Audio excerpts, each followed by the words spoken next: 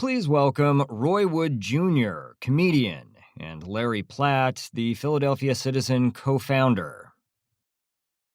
Welcome, fellow citizens. I'm joined by Roy Wood Jr.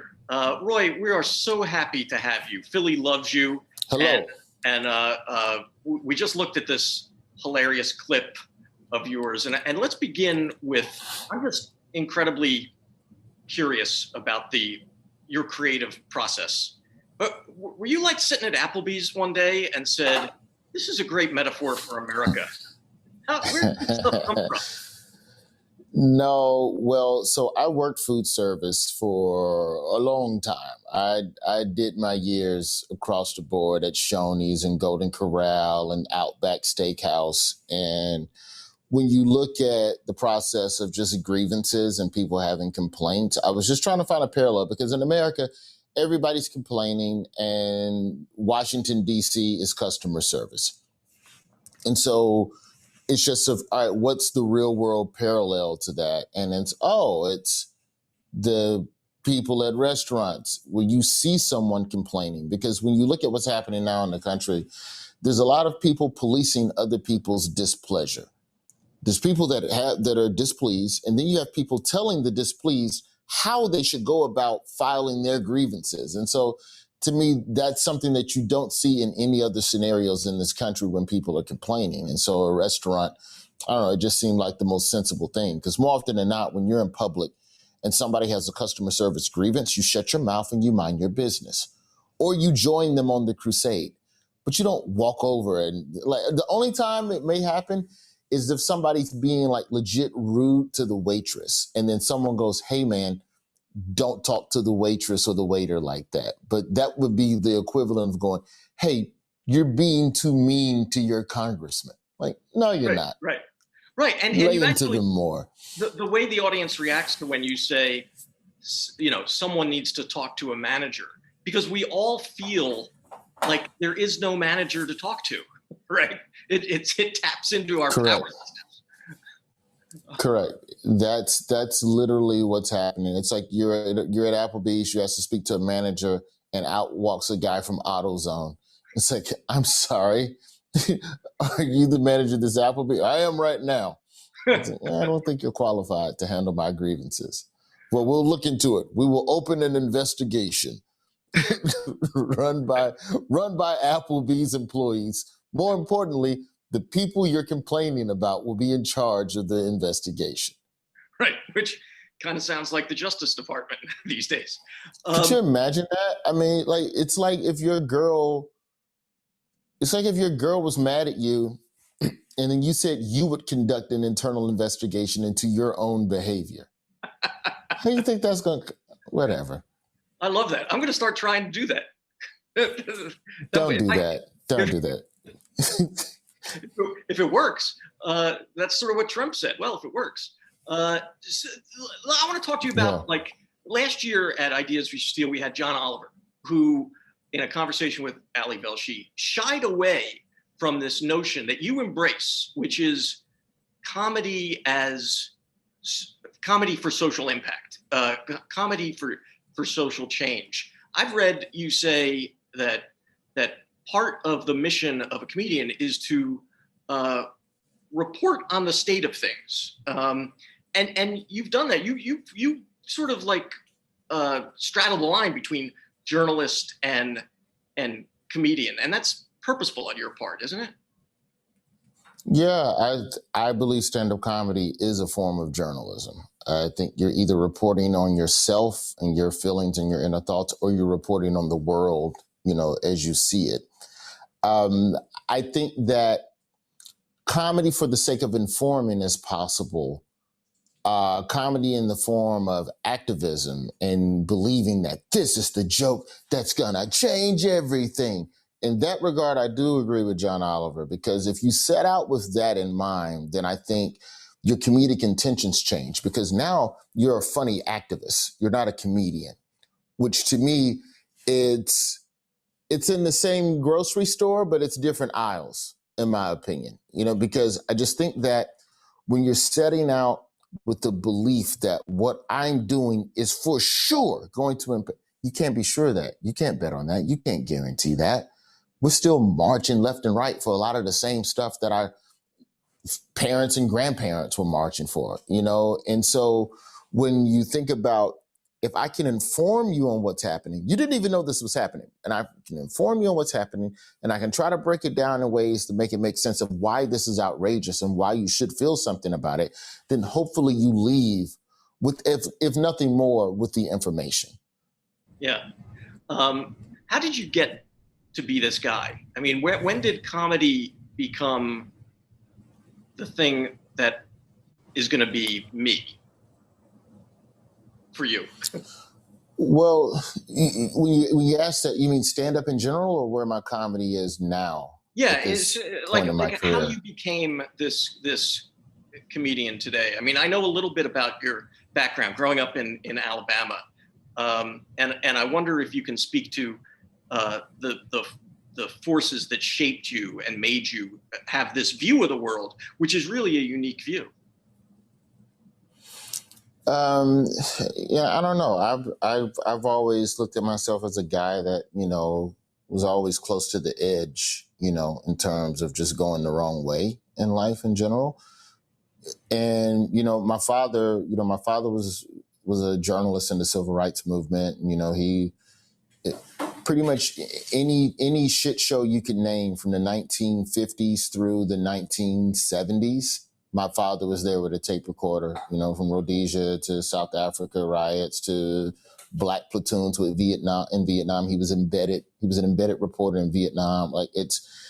And then you come home to the civil rights movement. So that being around him, that definitely informed me about the black condition and the perception of black people and the treatment of black people.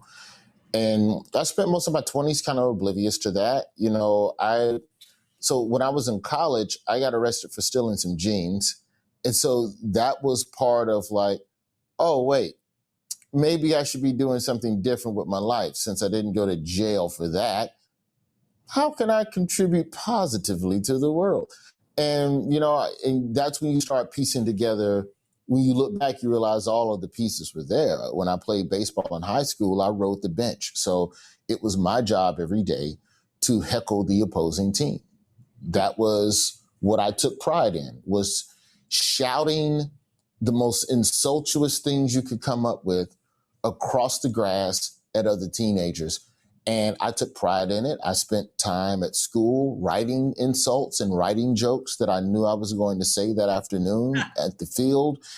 And if I could get a chuckle out of the parents, then I knew that was a good one. But if you could get the umpire to laugh, if you could get the umpire to call timeout so that he could gather his emotions from what you said, that's the equivalent of a standing ovation. And so that, in hindsight, that was open mic. That was writing material and then going on stage and performing it and trying it and then making adjustments next week. Because, all right, well, that one didn't work, but these types of insults, that's okay. I mean, I can look back on it and laugh now. If I did that now, if I was in high school now and I did that, I would be expelled for bullying. It's not behavior that I would greenlight or even condone my son doing to other people. But at the time, when you're talking about just looking at this knack for a thirst for humor and a desire to find the things that make people laugh. So then I go to college. My degree is in journalism. And so that created the whole thirst for information. And so one of the things that we had to do every day, and this is a habit, I'm not as good about it as I used to be, but when I first started at Florida A&M, I wasn't in journalism. I was in the business program, the MBA program for the School of Business and Industry. And so one of the requirements for the SBI master's degree was, for the MBA, was you had to read the Wall Street Journal and the New York Times every day. And there was a quiz. Like every day, my first year of college, you were quizzed on the contents of the New York Times.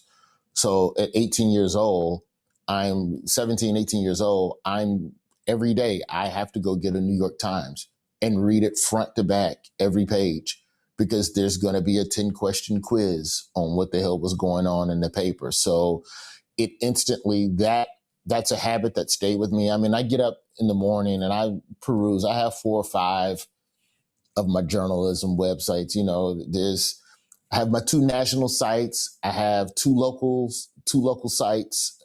So I have 2 nationals, and then I read everything going on in Alabama. And then I try to once a month read the paper of one city and only that city to get a feel for just what's going on somewhere else. And then I'll usually do BBC or Al Jazeera for just an international POV on what's going on. I don't necessarily do all 5 every day, but I try to. Wow. And so you're an amazing citizen. Well, that's more the comedian in me, though. If my job is to report, I need to know what's happening, who's doing what. And most things that are happening at a national level percolate first at a local level. So that's why I like reading local papers, and just because it's just weird stories that you think are an anomaly, but they're really a flag to something that's happening in many other places. Because if it's happening in Albuquerque, it's probably happening in Buffalo. It's probably happening in Knoxville. So there's ways to connect dots, and that's how you stumble up on stories. And so there's, journalistically, the ideology that I've had, Vanessa K, DeLuca, who used to run Essence Magazine. And Vanessa said one day at a function, she said, don't follow the conversation, create the conversation. I love that. And that's just always stuck with me. And that's the one thing where I'm like, yeah, find the thing that nobody else is talking about, that everybody knows about, that's percolating right there under the surface. And then that's how you're able to make, new discoveries and stuff. Well, and along those lines, one of the things I want to give you props on is that piece you did on The Daily Show on Ceasefire Chicago, where you went along with violence interrupters on the streets of Chicago, which seemed a little scary. But that's a solution. That was great journalism. I mean, even though it was funny and you were funny in it, that was great journalism because it showed us a program that is actually mitigating against violence in the inner city. To be able to take a camera into a place that dangerous is not the norm. To be able to find jokes in there is even tougher. But that wasn't supposed to be a traditional Daily Show piece in the sense of joke, joke, joke, joke, joke. It's no, this is serious, this is real, this is happening. And then you find the jokes within the journey. But yeah, that shoot was not a normal production day. What you didn't see in the piece is that the people in the segment, the ceasefire people, for the people who don't know, there's a group of people within Chicago's urban communities that literally walk block to block, speaking to active gang members, attempting to diffuse any tensions that may be bubbling up in the neighborhood at that particular time. It's very dangerous work. One of the people we interviewed in that Daily Show segment has been shot and killed. Died a month after the piece aired. So it's blocked from where we shot it. So it's a lot of crazy stuff happening over there. And, I have to tip my hat to Trevor, because Trevor is really not shying away from issues that are affecting the Black community and really allowing us to go in. And a lot of this shit ain't funny, if we're going to be blunt. We find the jokes, but it's not funny. And so, journalistically speaking, that was a piece that was one that I'm pretty proud of. That one and the 20th anniversary of the Million Man March. The fact that I even got that piece on the air, I kind of chuckled to myself, because we had been there. We've been at the Daily Show 2 months, and I go, hey, it's a bunch of Black people marching for their liberation and racial equality. Would you mind if I took a camera to DC to do that? And they were with it. That's great. We'll put in the chat links to these so people can check them out. And well, first of all, you mentioned your father earlier, and I would be remiss if I didn't ask, is it urban legend, or did he discover Don Cornelius of Soul Train fame? Don was a police officer. He pulled my dad over, And my dad told him he had a nice voice and said, you should come work at this radio station. Don did. And within a year, he quit the police force and started his journey into television and everything. And my dad did give him, he was one of the initial investors in Soul Train. And then my dad asked for his money back instead of a producer credit. Why? I'm trying to think of a polite way to say it. My father at the time, you have to remember at the time, this is 60s, 70s, Black America. And Dick Clark had American Bandstand, and that was the popular show. And at this time of racial strife in America, my father told Don Cornelius, and I'm paraphrasing, don't nobody want to watch Black people dance for an hour, end quote. Interesting. Which was a fair market assessment at the time. My father couldn't have predicted the Black Panthers and the Black righteousness and the blackity black moment that came right after that drove Soul Train into prominence. At the time, it was a fair market assessment. But you know, hey, there are also people who said Facebook would never work. That's awesome. I want to touch on you and Alabama, because you wrote a beautiful piece a couple years ago in the New York Times about Alabama and about Birmingham that made me want to visit the place. But it was a full assessment. It wasn't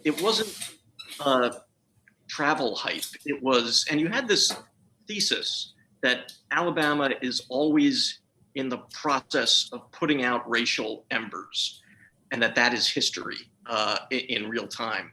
I found that really interesting, and you're incredibly committed to Alabama. Talk about that. Why are you such an Alabamian? If I don't do it, I don't know who will.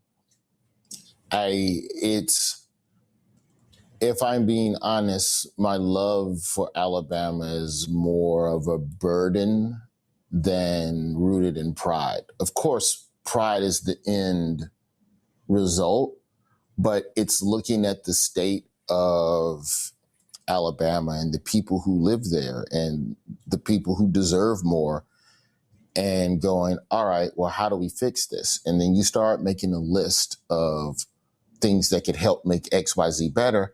And then you go, well, who are the people who have the resources that could help pour into this?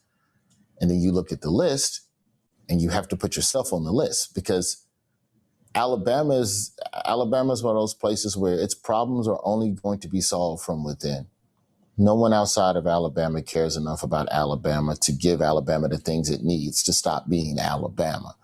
So it's a problem that has to be addressed from people on the inside. In a way, it's kind of like the ceasefire thing, where, Alabamians are more inclined to trust people that are from Alabama when it comes with figuring out solutions to a lot of the issues. And so I am where I am because there are people who came before me.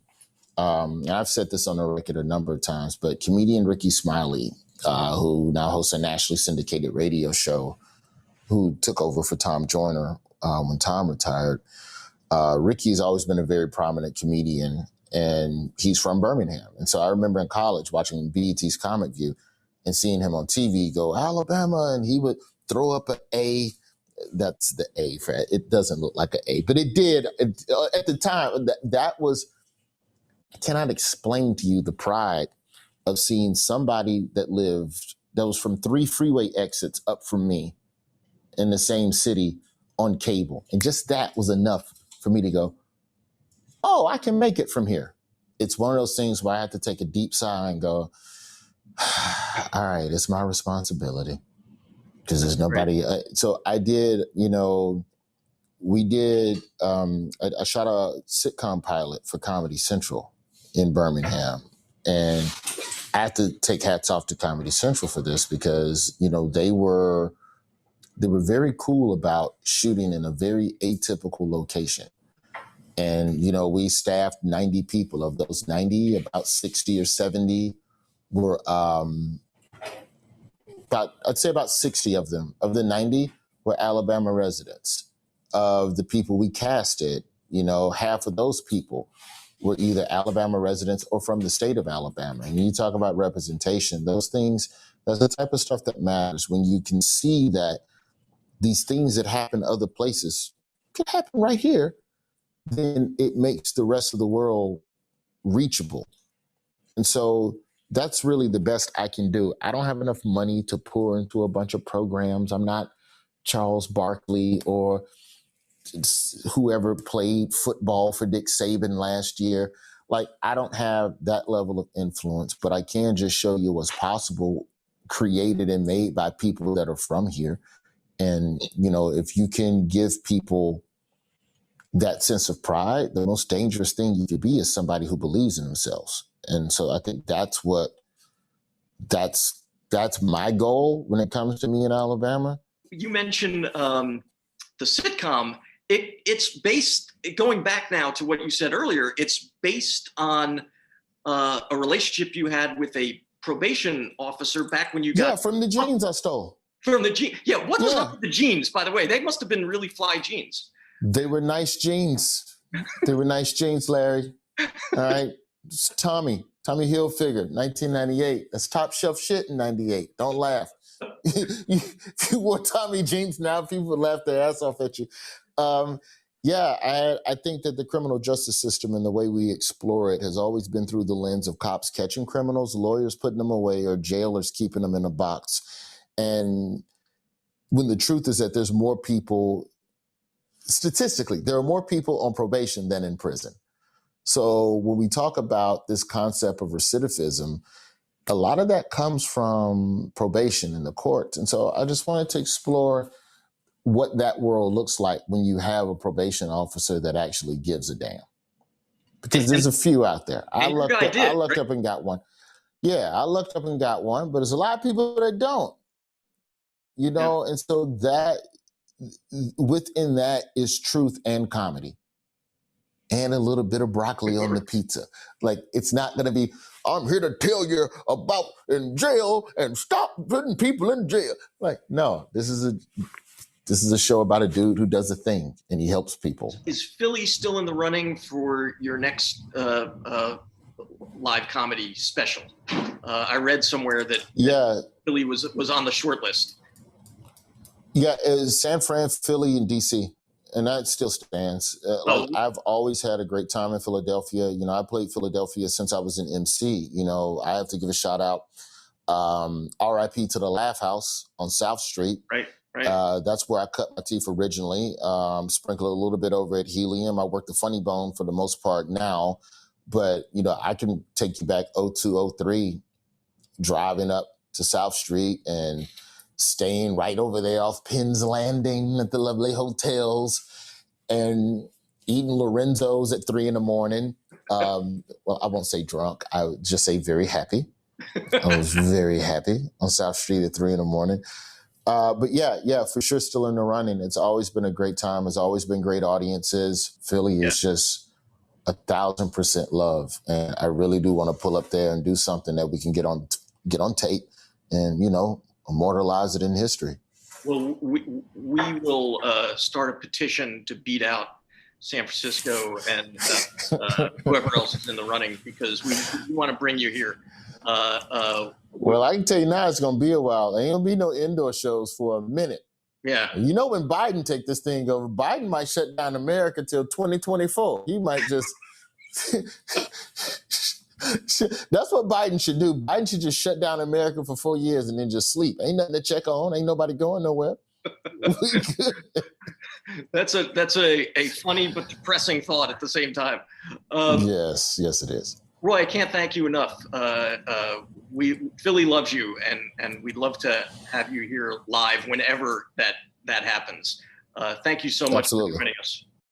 A special thank you to our sponsors.